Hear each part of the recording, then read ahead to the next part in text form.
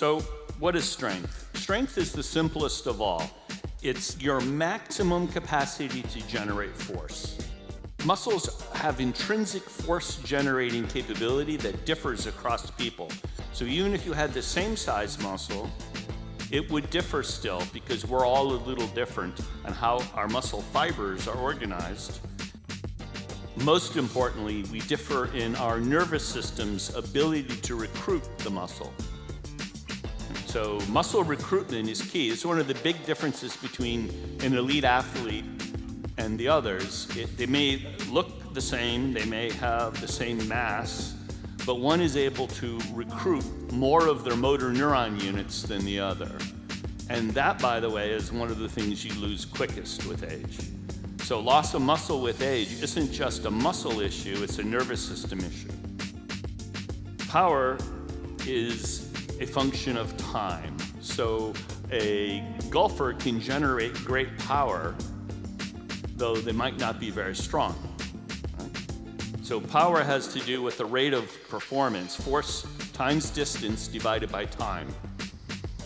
So power is your ability to explosively move, to move quickly with power, with strength.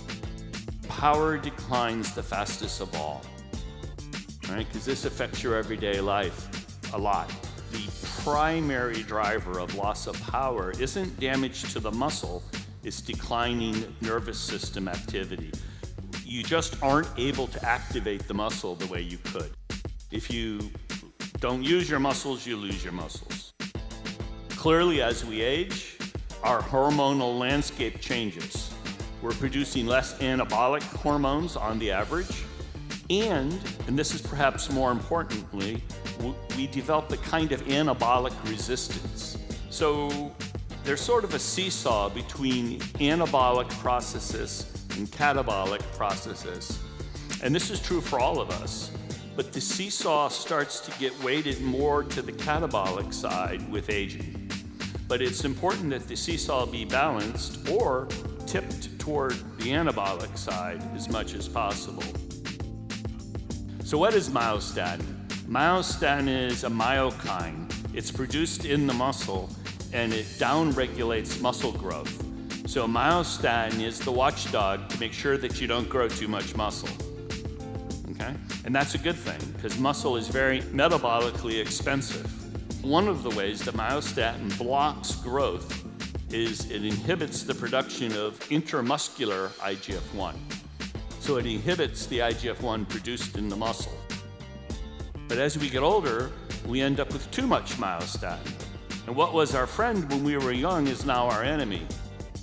Ketones, in particular acetoacetate, and also to some extent beta-hydroxybutyrate, these ketone bodies increase the sensitivity itself of the receptors for the hormones.